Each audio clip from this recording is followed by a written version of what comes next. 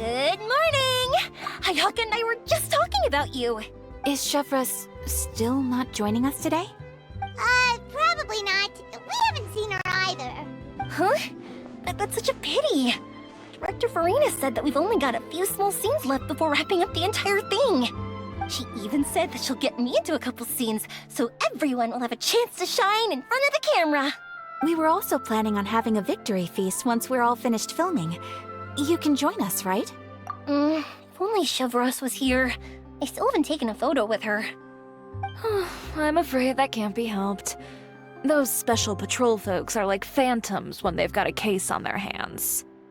But to be honest, I'm even more concerned by what I read in the Steambird earlier this morning. It said that the killer in the murder case was none other than the author of the Two Musketeers. Oh yeah, I heard about that too. He came forward and confessed his crimes, but gave no explanation as to why he pulled the trigger. We didn't know about this case at all when we joined the film. Is it going to affect the reception of our work? From a pure publicity standpoint, this will draw a lot more attention to our film. I have to say, though, that no director can be perfectly comfortable with garnering attention through means other than artistic skill. To be fair, I feel like that ship sailed the moment you allowed yourself to be named as the director on our posters. It's not my fault that I'm super popular. What was that saying again? My popularity has, Sunk to an all-time low? spread to the four corners of Tibet.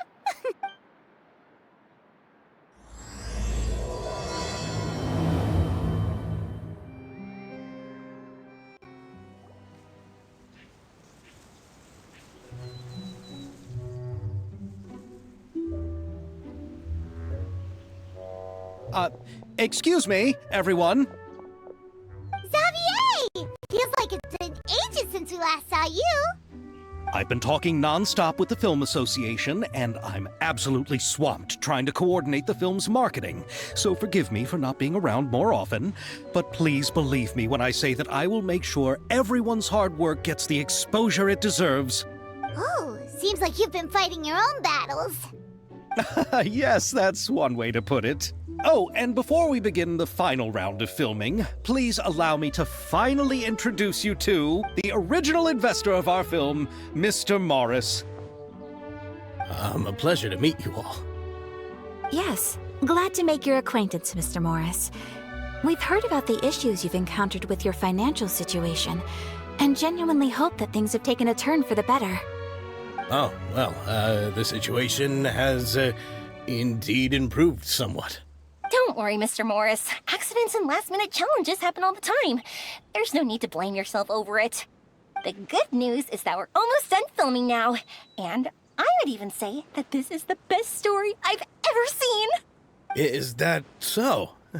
I say that's great news. All right, now that we've gotten all the pleasantries out of the way, let's get this show on the road. We'll mostly be filming typical people and scenery from the streets today to improve the sense of environmental ambiance in some parts of the film. Oh, and there'll be a cameo for Mr. Kamisato and Miss Yoimiya as well. They'll be used to show outsider perspectives on the fates of the Two Musketeers. That's right. Ayato should be here any minute. Excellent! Then let's start with the scenery shots. Camera and clapper loader, you're up. Yep, we'll be ready. Remember, all we need are some wide zoom shots of the streets. If you happen to find some particularly lovely patches of flowers and grass, feel free to grab some close-ups of those as well. Ready? Lights! Camera! Action! Okay, now move the camera slowly.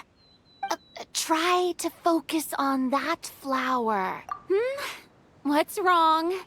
Just adjust the focal length a bit. Something the matter? Huh? But wasn't it working fine for all the days before? Veronique, can we try a different camera? No problem. How about this one? All right, let's give it another try. Lights! Camera! Action!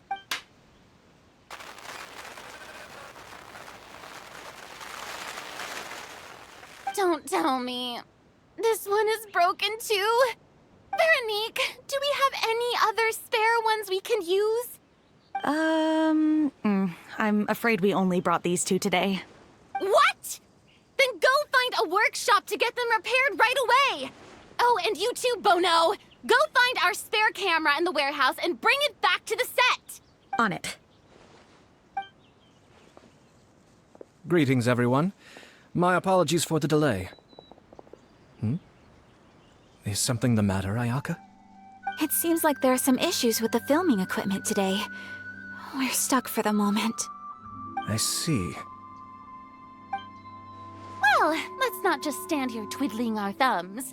Actors, to the makeup booth. We'll start on the next scene as soon as we get a working camera. The people at the workshop told me that the part which holds the lens in place seemed to have fallen off. That's super strange. It was perfectly fine just yesterday. Well, no time to dwell on that now. Let's get back to filming. Ahem! Quiet on set! Places, everyone! Lights! Camera! Action! By the way, have you heard about that recent murder case? Yes, I have. It seems that they've caused quite the commotion in the city. I heard that the chief of the guards is so mad about not catching the culprit that he's about to explode. Oh? I find that quite hard to imagine, considering how he already looks most days. Director, we have a problem. Oh, we're in the middle of a take! Couldn't you wait until we wrapped up this scene? No, Director, our film, all the finalized film that we've been keeping in the case has disappeared. Oh, wait, what did you say? Mr. Bono, please take me to where the film was kept right away. I'm coming too. No, Yoimiya, you have to stay here. Oh. Okay, listen up. Everyone who's not working on this current scene can go with Bono to look for the film. Everyone else, stay put and wrap up the scene. Unbelievable. How could all these problems happen in just one day? We're back. How did it go? Did you find the film? We found it in the sewers. Huh? In the sewers? Is the film still okay? We discovered it just in time, so we should still be able to salvage it. The others are checking now to see if we lost any specific scenes. You scared me for a moment there. I nearly thought we had lost everything. I really don't want to experience that feeling of despair again. Okay, but who could have stolen the film and dumped it there? Could it be, some competitors working on other films? But if they wanted to harass us, why wait until the last day? Okay, we don't have time to really look into it right now. Let's strike while the iron is still hot and wrap this thing up once and for all. Yeah, let's finish it.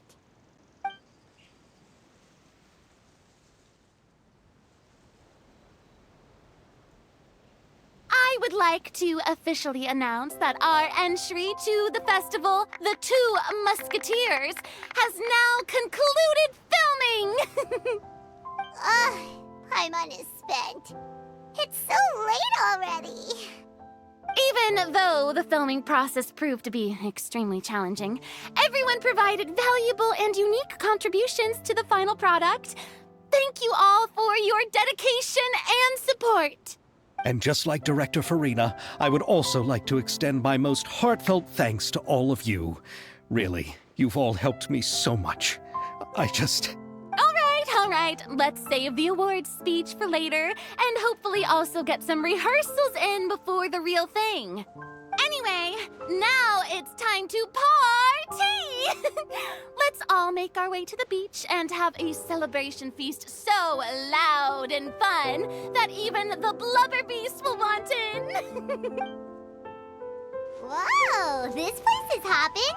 Everyone's finally getting to relax after wrapping up the film.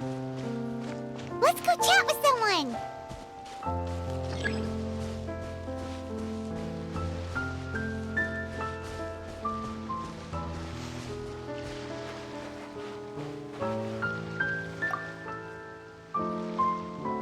Hey, Ayato! How's your work been going? Everything went rather smoothly. Thank you for your concern. Ayato told me that we've already confirmed the dates for some Inazuma Fontaine cultural exchange events. So the next time we visit, we'll be doing so in our capacities as the representatives of the Yashiro Commission.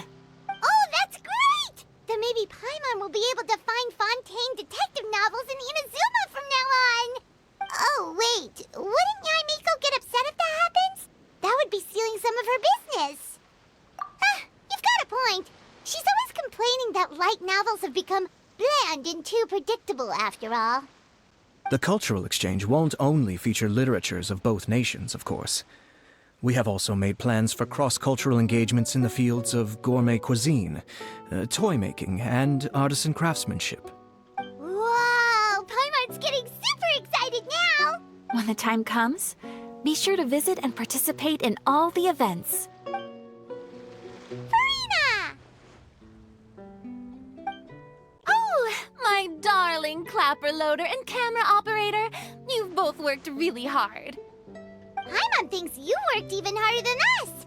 Honestly, Paimon was getting a little tired of playing with the clapperboard by the end of it. Worst of all, Paimon started having dreams of you shouting, "Lights, camera, action!" into Paimon's ears. The actual dream can't even start until you've yelled that. Hey, if anything, shouldn't I be more grand and delightful in your dreams? We've been through so much together, and that's how your brain remembers me? That's not Paimon's fault. We've just used the clapperboard too much lately. Anyway, what's most important is that we wrapped the film. I'm pretty confident that we'll take first prize. Hey, no need to mention the official name. Wait, now that you mention it, if we did win the prize, would Farina just get a statue of herself? Come on, I don't need that kind of attention. Xavier can accept the reward on our behalf. But just imagine! Farina accepting the Farina Award and holding a Farina statue. I'm going back to my dessert now. You all can keep discussing that on your own.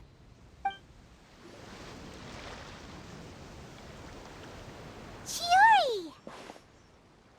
Hey, you two. Are you not really into these kinds of big social occasions? Not particularly.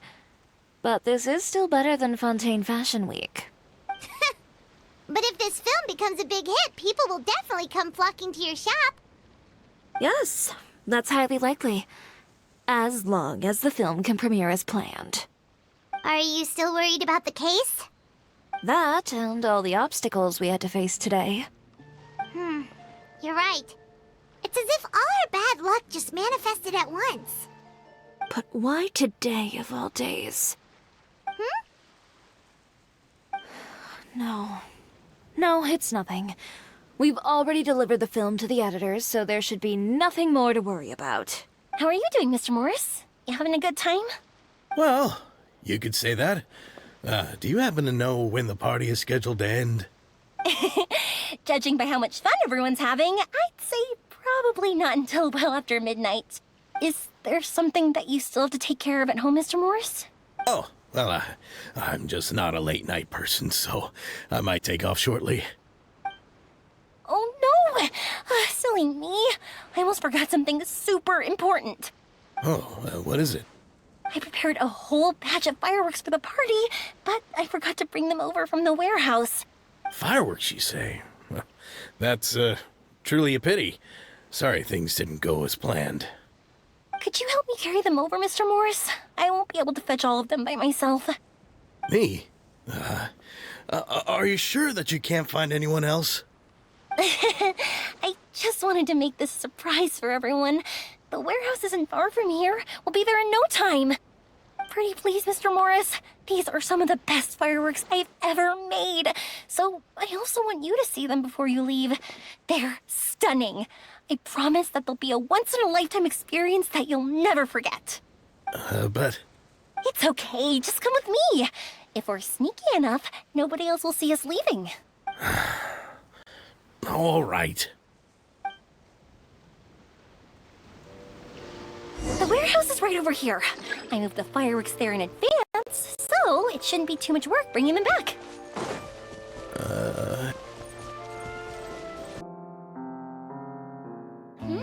It's dark in here. Wait here, Mr. Morris. I think the light switch should be somewhere over here. Why did I have to get roped into this? What was that?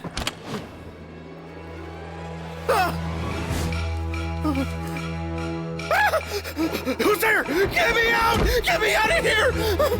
Did you really think you'd get away, Morris?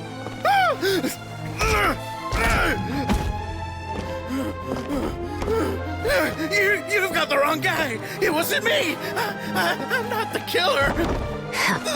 You know, Eliza died a far more heroic death than this. She fought your assassin to the end, to save the children she had hidden beneath the floorboards.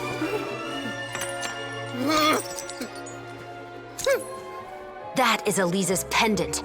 The one with a photo of you two inside. The one you gave her. Ring any bells? It's a fake! It has to be! There's no way! No way your assassin didn't destroy it, you mean?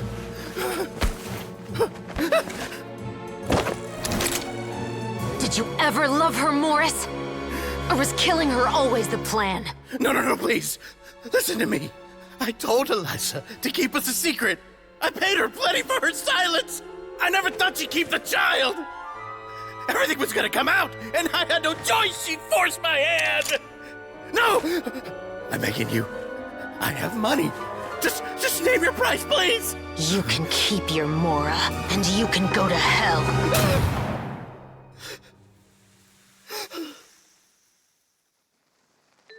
I'm Captain Shovraz of the Special Patrol. Morris, you're under arrest for Eliza's murder.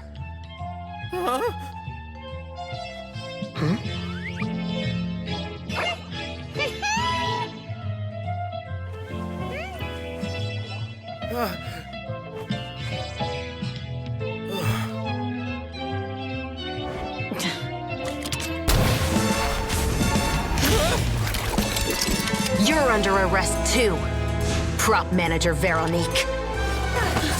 Or perhaps I should call you the Second Musketeer.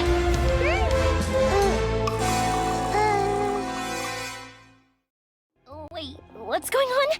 This wasn't in the script. Drop the gun, Veronique. Why? Why would you keep me from exacting revenge on this heartless monster? Drop your weapon. This is my final warning.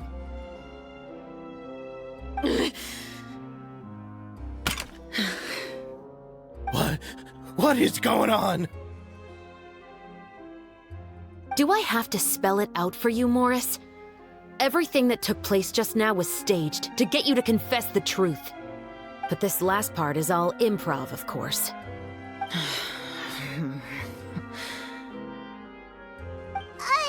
Shivers, you told us you wanted us to help you stage a play. You never said anything about the Second Musketeer. It's because even I had no way to confirm my theory until now. Thank you for your performance, Yoimiya. Could I trouble you to go and bring in the other Special Patrol members? They should be on standby just outside. Oh, and please tell the other cast members not to worry about us. We'll be rejoining them shortly. On it!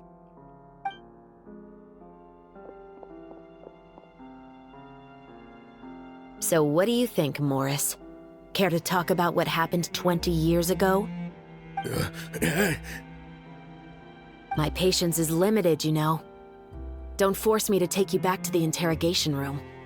I'd wager that you wouldn't last for more than a minute in there.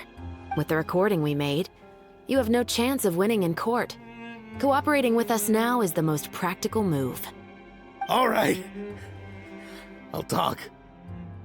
I hired an assassin to murder Eliza. She once worked as a maid on my family's estate. She was very beautiful, and after some time I fell for her. We kept our relationship a secret and carried out an affair for some time, but it wasn't long before she became pregnant. And if my parents ever found out, they would have stripped me of my inheritance and status, driven me out of my home. I also didn't expect Elisa to insist on bringing the pregnancy to term. She even asked me to leave my family and travel far, far away with her. She believed that you were truly in love with her. I didn't have a choice. I gave her a large sum of mora, told her to leave the family and to get rid of the baby. But then years later, she sent me a letter. There were photos of 2 children, and she even asked if I could find some time to visit them. Huh? 2 children? Paimon thought Baptiste was the only... you mean... Even if she had the children against your will, you could have just ignored the letter entirely. Why kill her? I had just gotten engaged to be married to an heiress from another wealthy family. So if anyone were to find out about Elisa, my life would be completely ruined. I didn't have a choice. No. You always had a choice. You just made the wrong choice. Again. Do you know how it feels to watch your mother be killed right in front of you? My brother and I were hardly even school age yet. We were hidden beneath the floorboards, grasping each other's hands like a lifeline. We were so terrified that we didn't even know we could ever take a breath. All we could do was to watch Mother try to fight back, and then collapse to the floor. Even after the assassin left, we were still too terrified to leave our hiding spot. We thought that he might come back. It was only until the next evening when we finally climbed out and gathered around our mother. But she had already become cold and stiff to the touch. You made up your mind right then and there to bring this case to light. Not only that, we resolved to get our revenge. And that's why you became the Musketeers. No, that's why I became a musketeer. The man from before was also killed by me. My brother had nothing to do with it. I figured as much. You did? I once told these two that he didn't look like a killer to me. His confession from that night also rubbed me the wrong way. I think what really tipped me off was, how could I not feel a sense of regret in him? Huh? He confessed faster than any criminal I've ever met, but he didn't say a single word about you. He insisted that he was the sole perpetrator in the case. But after the questioning ended, I disassembled the musket we dug up from his backyard, put it in front of him, and told him to reassemble it. Wanna guess how far he got? He had no idea where to even start. He's never touched a gun in his life. Based on that, I determined that he was not acting alone. He only surrendered himself to draw our attention and create a moment of opportunity for his partner. So, I decided to play along. And as expected, the second musketeer followed us without hesitation once she saw Morris get separated from the rest of the cast. Besides, why else would he call the novel The Two Musketeers? But how did you know it was Veronique? I figured it out the moment Baptiste told me his father's name. That so-called financial crisis was all just a ruse. He just wanted to sign up as the investor and then leave the film without any source of funding. After all, he has a vested interest in minimizing the reach of this story. It's really just the same thing as what he did to Elisa all those years ago. Human scum. But then Xavier pulled out all the stops and got the film made against all odds. Morris couldn't have that. With the killer in custody, he figured it was safe to act.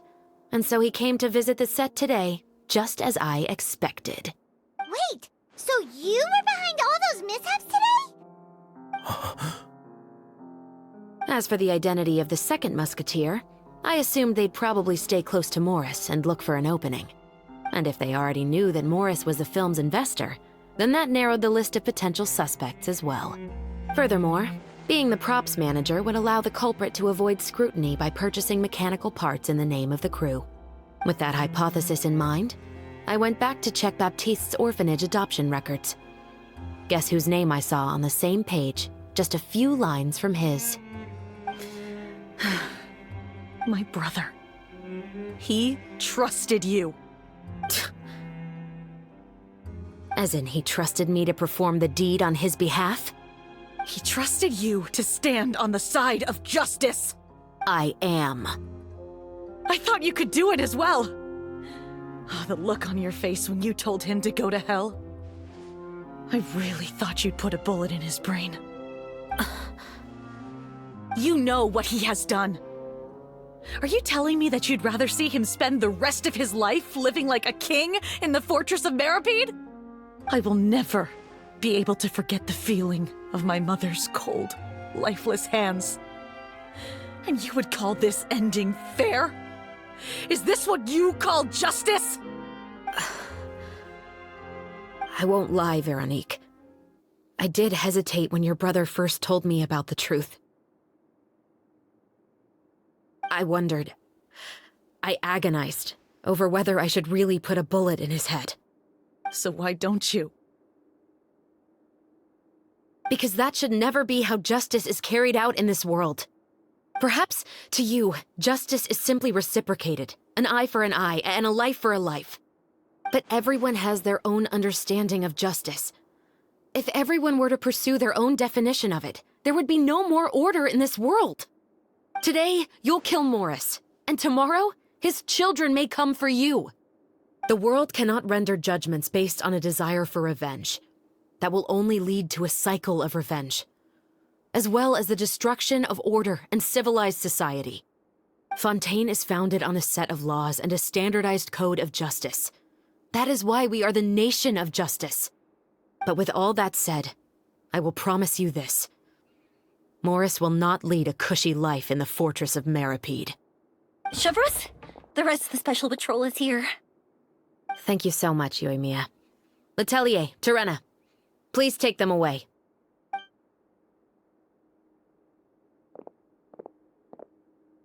I still can't agree with your reasoning. I know. Justice has not been delivered. At least, not today.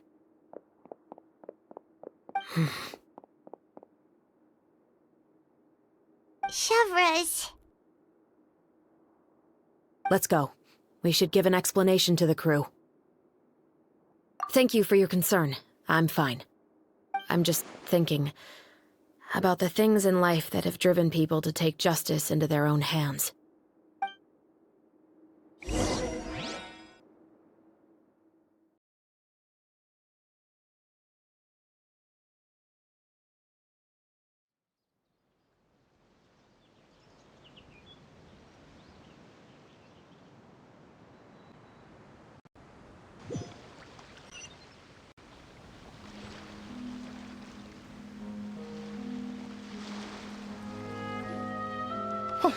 Who would have thought Morris would turn out to be... I'm at a loss of words. How could he have done something like this? I'm just glad that you're all safe and sound. Who knew that such a labyrinth of cases would be behind this story? Well, what should we do now? We have a finished film, of course, but should we still go ahead with the premiere? What do you mean? Shouldn't you be even more motivated to spread the word now that you've learned the truth? Chiori is right. I'd also like more people to see this story for themselves. But the real ending of the story seems to have deviated somewhat from the one in the script. Is that still acceptable to you, Miss Chevreuse? The call is yours. We still have time to reshoot an ending if that's what you'd like. No, it's fine as is. I like what we have for the catharsis. Romanticism is what gives works of art their appeal. Fiction is able to explore means of restitution that could never work in real life. Just like the real world, the world of stories also has its own set of rules and justice. These different possibilities are what initially drew me to reading in the first place. Sounds good to me. I support your decision. What about Veronique? Will she be okay? She will soon face her judgment alongside her brother and Morris. If I had to guess, they'll probably all be sent to the fortress of Meripede. I'll make sure to give Risley a heads up about it. Oh, you mean that kind of heads up? Exactly. Ahem. All right, then the matter's settled. Now that everything's been taken care of, there's no reason for us to keep looking all gloomy and grumpy. Let's get back to the feast and enjoy each other's company. We'll be starting the post-production process tomorrow. You should join us, Chevres. You missed the first few hours of the party, didn't you? All right. Count me in. Then I'll wait for you over there. There's still some good news that I'd like to share with Chevres. Traveler, Paimon, could you wait for me by the sea after the party ends? I'd like to go on a brief walk with the two of you. Thank you very much.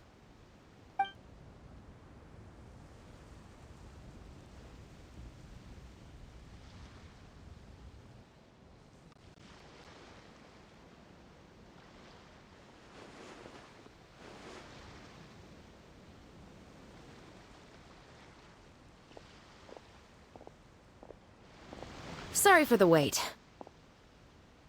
Oh, we weren't waiting long at all. Is there something else you wanted to tell us?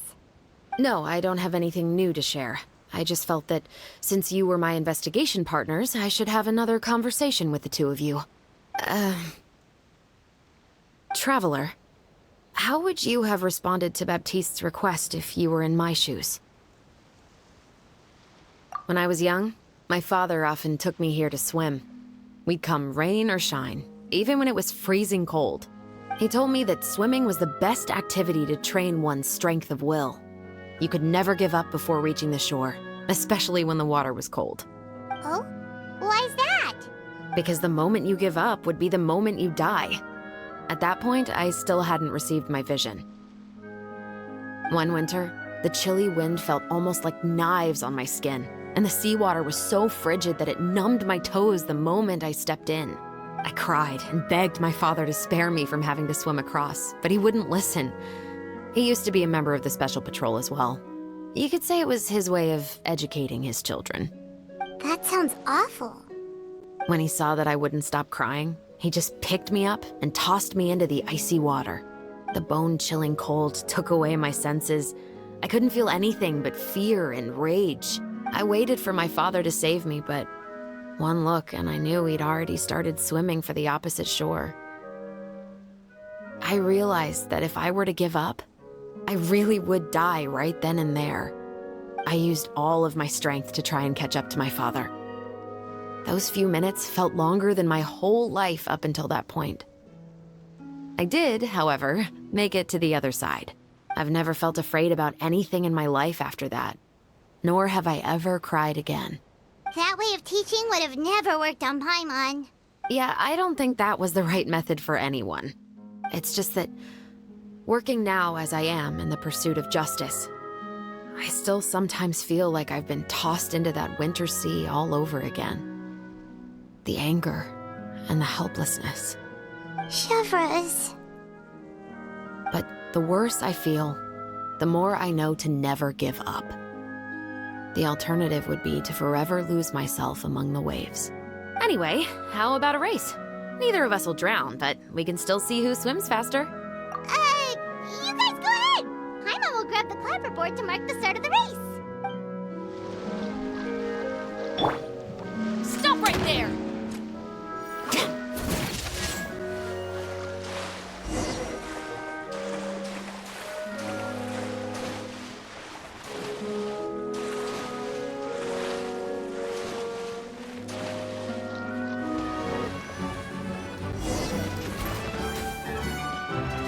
Oh, that felt good.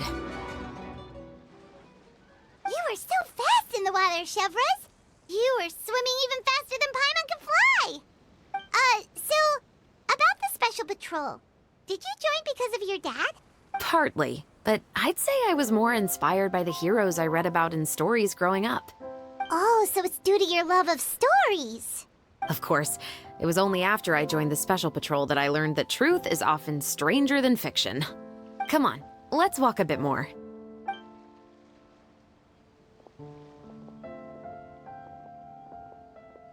To be honest, I do sometimes question whether the decisions I make are the right ones. But I know that no matter what, I must keep swimming. Because the only thing I've got my eyes on is the shore in the distance.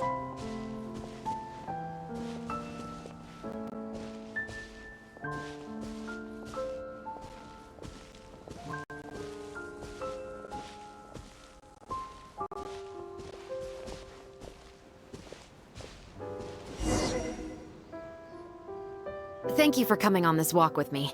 I feel a lot better after getting all that off my chest. Huh. We're nearly back at Baptiste's house. Huh, you're right. I didn't realize we were so close. He really did plant a lot of flowers. It's just like how he described it in the story. Huh?